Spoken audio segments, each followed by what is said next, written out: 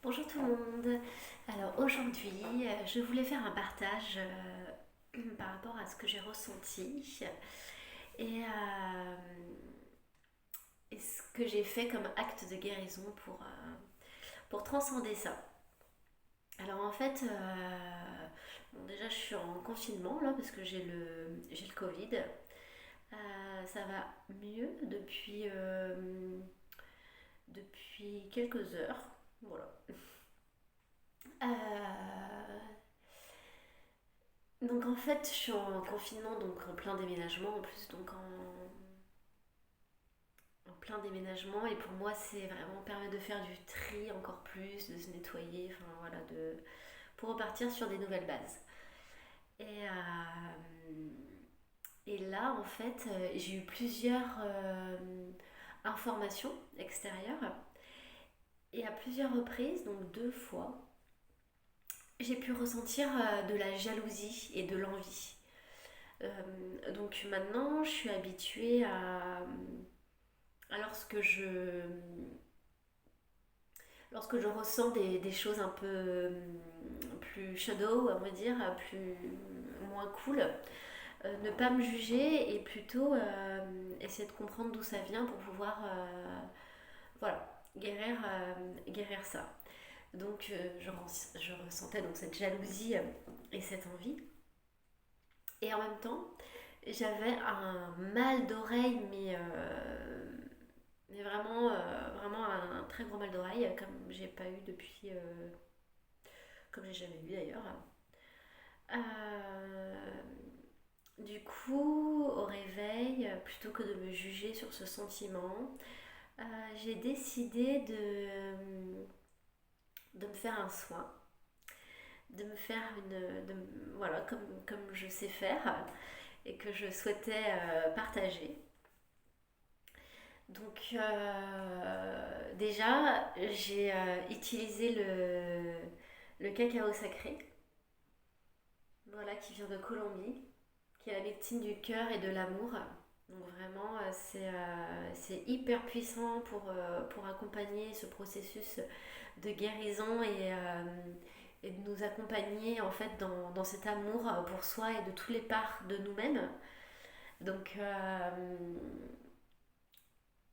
donc voilà, j'ai ouvert la cérémonie d'une certaine manière.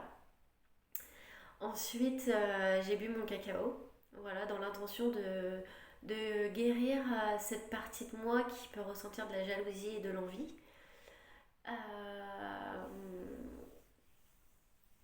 Voilà, de lui mettre de la lumière et de lui mettre de la conscience et de la regarder en fait.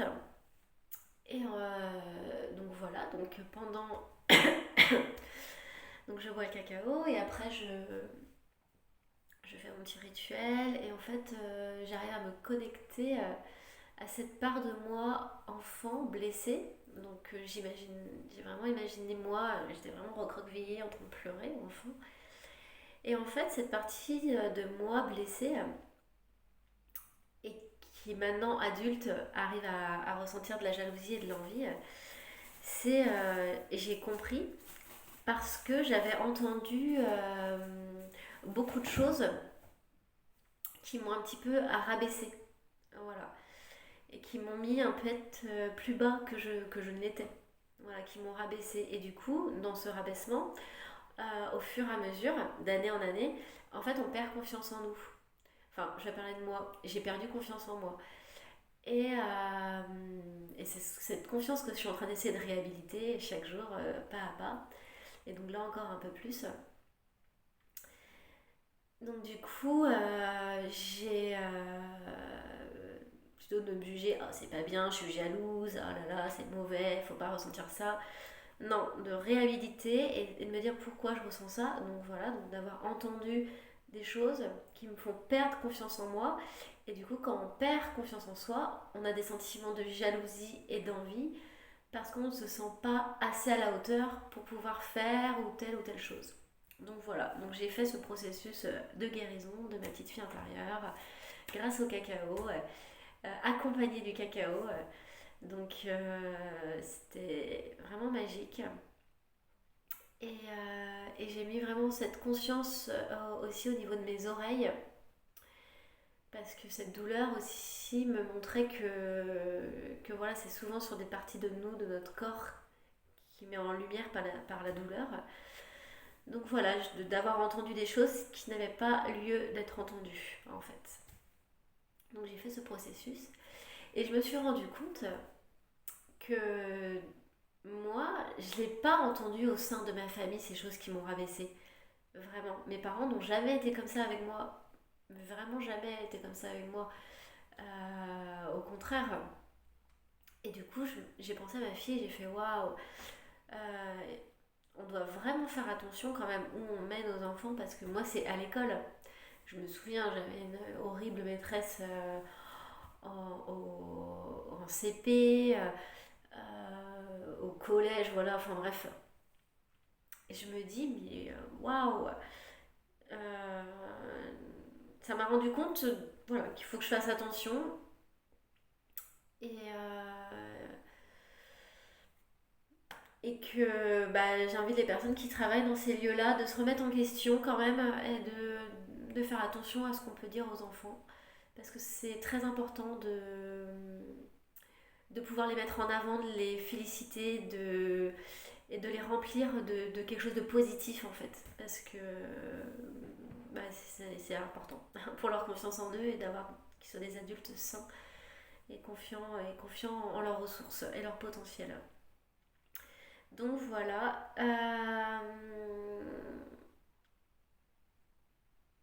Qu'est-ce que je voulais rajouter d'autre par rapport à ça?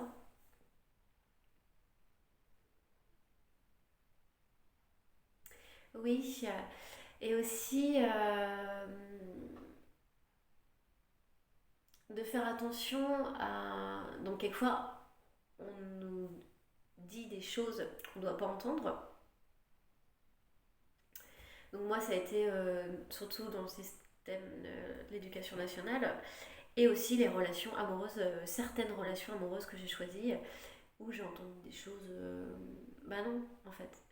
Et donc c'est ça, de bien choisir nos relations et d'écouter ce que l'autre nous dit. Et si c'est pas ok, si c'est pas respectueux, si c'est pas quelque chose qui nous élève, bah de dire non, stop quoi. Si la personne en face ne me remplit pas plutôt qu'autre chose, bah au revoir. Et puis voilà, je vais me nourrir de paroles hyper bienveillantes pour pouvoir m'élever. Donc voilà. Donc moi c'était pas du tout dans le contexte familial, il y en a c'est dans le contexte familial, moi pas du tout. Et comme quoi, voilà, faire attention à nos enfants, à ce que les autres peuvent leur dire. Et on doit prendre soin de tous les enfants, pas forcément que les siens, mais de tous les enfants et de mettre un focus sur ce qu'on leur dit. C'est important, parce que c'est ce qu'on leur remplit, c'est de quoi on leur nourrit. Voilà. Et donc au même titre de ne pas entendre des choses qui nous rabaissent ou qui nous laissent croire qu'on est petit et pas assez ou trop, plutôt remplir de mots positifs, donc plutôt tu es merveilleuse, voilà, tu as de grandes capacités, bravo. Donc même si on ne peut pas avoir d'impact toujours donc comment accompagner nos enfants, bah, ne pas oublier de le faire dans le contexte familial, là où on a un impact, et de pouvoir les nourrir de tous ces mots. Et de se dire que, moi je sais que j'ai déjà expliqué à ma fille, qui a que 2 ans et demi, que les adultes n'ont pas toujours raison. Bah, voilà, c'est clair et net, et qu'ils réagissent parfois avec leurs blessures, et que voilà, faut réussir à faire la part des choses et de ne pas prendre tout en considération comment l'adulte réagit. Voilà. Et,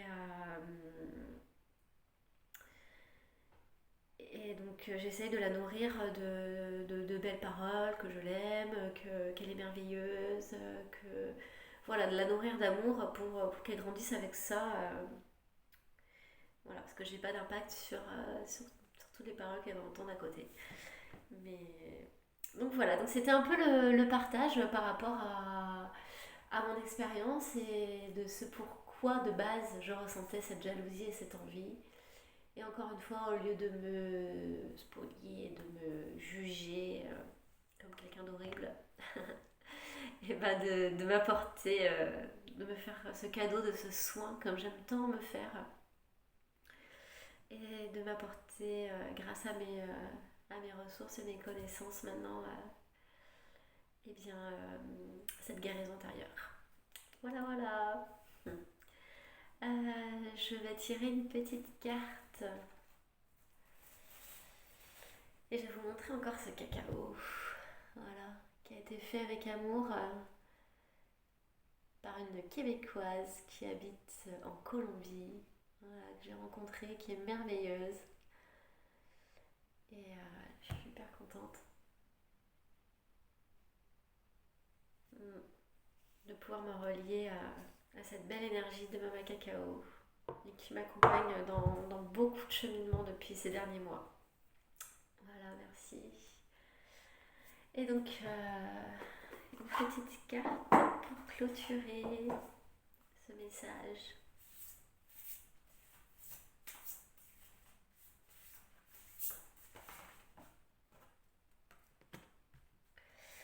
Donc encore une fois, moi je parle de la jalousie, mais ça peut être autre chose, ça peut être de la honte, ça peut être de la colère, ça peut être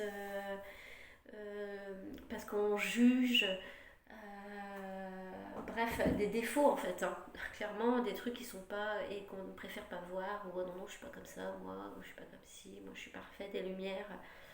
Et non, en fait, toutes ces parts-là qu'on n'a pas envie de voir de nous, bah, c'est des parts que justement on doit vraiment révéler et c'est souvent dû à des blessures qu'on réagit de telle ou telle sorte. Donc voilà, et plus on guérit ces parties-là, plus on arrive à avoir de la compassion envers les autres. Et voilà, cercle vertueux, c'est magnifique. Alors là, activation terrestre, lieu de pouvoir, ligne tellurique, confiance en votre guide. Activation terrestre. Oh là là, oui.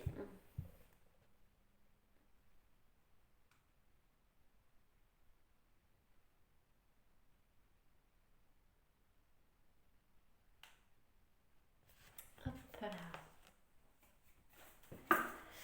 Donc, je vais regarder ce qu'il en dit, activation terrestre. Alors,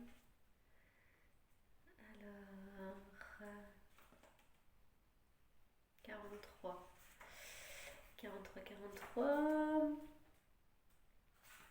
Déjà, ce que j'ai envie de dire quand je vois cette carte et le mot activation terrestre, c'est vrai que pour moi, on est vraiment, l'être humain est vraiment un pont entre le ciel et la terre.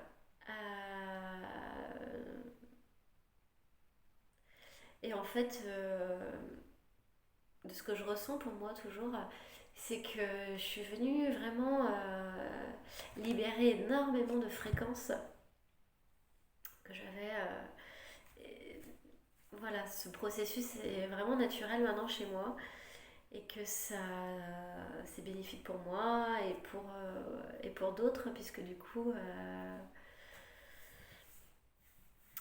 parce que ce qu'on fait pour soi ça a toujours un impact pour les autres et donc voilà et d'être honoré de pouvoir être sur terre de pouvoir le faire c'est un cadeau de la vie et, et voilà d'être sur ce chemin c'est beau même si personnellement, j'ai mis un peu de temps à comprendre que c'est un cadeau. Euh,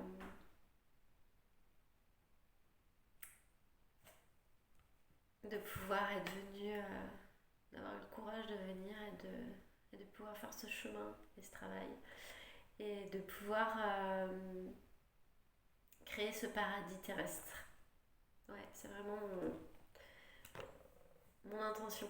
Et je sais qu'on ne peut pas le faire seul et qu'il y a beaucoup de belles personnes qui œuvrent à ça en suivant leur cœur et pour ramener l'art, la beauté dans ce monde. Et j'ai envie de pouvoir participer à cela. Donc du coup, au lieu de pouvoir...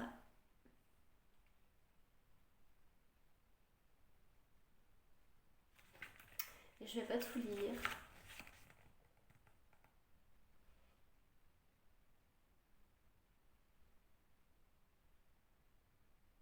Alors, dans la culture aborigène australienne, les lignes des chansons représentent l'itinéraire parcouru par les êtres créateurs lorsqu'ils bâtirent la terre et la mer, durant le temps du rêve. Le rêve. Mais c'est ça, en fait, c'est trop drôle quand ce que j'entends ça, c'est vraiment du rêve, être dans la matière et en fait, bon, du coup, de ce que j'ai envie de dire là, quand on est dans le cosmos, parce que quelquefois on est assez avec des œillères, ouais, avec nos œillères et on voit que le bout de notre nez, alors que waouh, on est sur une terre qui est dans un cosmos, c'est magique et infini en fait. Et du coup, cette terre, voilà, elle a été certainement rêvée et on est dans une terre, on est sur terre pour matérialiser nos rêves. C'est les rêves les plus fous en fait. Et ouais, bah, de prendre en considération ça en fait, de prendre en considération ce qu'on rêve et d'être sur terre, on a le pouvoir de le faire. Clairement, on a le pouvoir de le faire et d'être soutenu pour le faire. De se soutenir les uns les autres parce qu'en fait on a tous cette envie de le faire, de créer notre rêve et de réaliser nos rêves. On a tous ça en nous. On a tous envie d'avoir une belle vie où on est heureux forcément. Et du coup de se soutenir les uns les autres pour pouvoir le faire, mais c'est merveilleux en fait. Donc ces chemins ont été enregistrés dans l'art, les chants et les danses traditionnelles du peuple. Ouais, voilà, l'art, ce que je disais tout à l'heure, voilà, c'est la vie en fait. On peut pas vivre sans art. C'est pas possible. C'est ce qui est la beauté et c'est ce qui réveille notre âme. Euh, je suis perdue. Beaucoup croient que lorsque nous visitons ces points au centre terrestre sacré, quelque chose s'active en nous. Certains croient également qu'en se connectant à la Terre dans ces lieux sacrés avec dévotion, quelque chose est également activé au sein de la planète. Oui, parce que sur Terre, on a des points hyper... Enfin, moi je sais, dans les lieux où j'ai été, parfois, on ressent des trucs forts au niveau... c'est beau la Terre, quoi. Donc, ça nous reconnecte à quelque chose de plus grand et notre sacré en nous, en fait.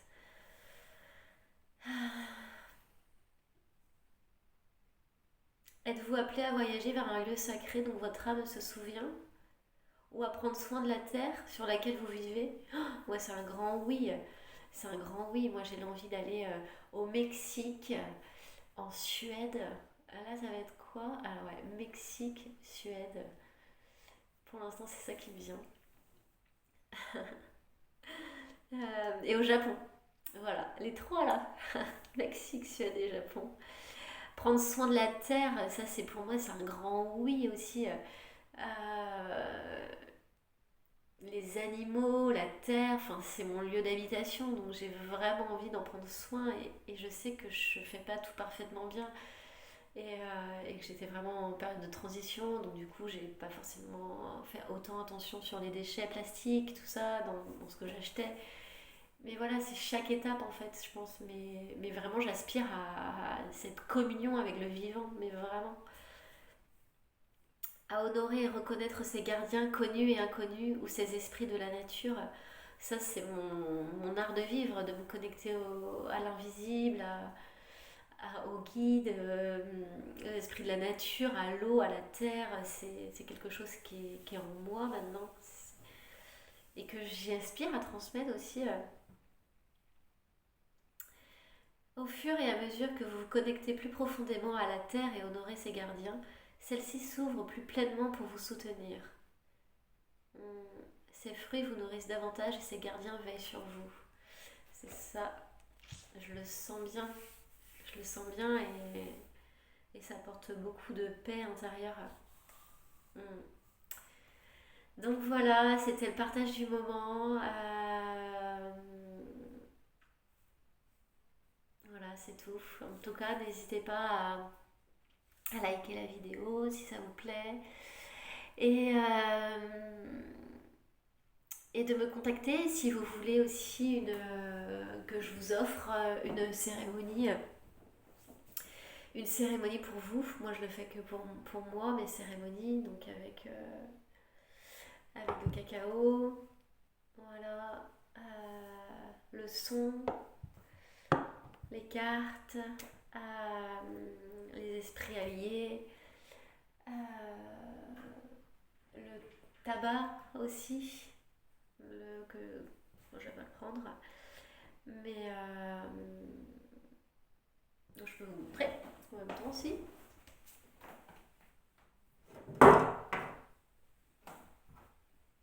Voilà, le tabac sacré, les plantes. Donc voilà, c'est les plantes qui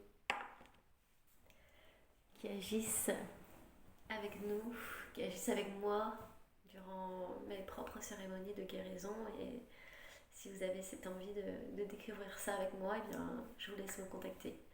Voilà, bon, et ben je vous fais plein de bisous. Salut.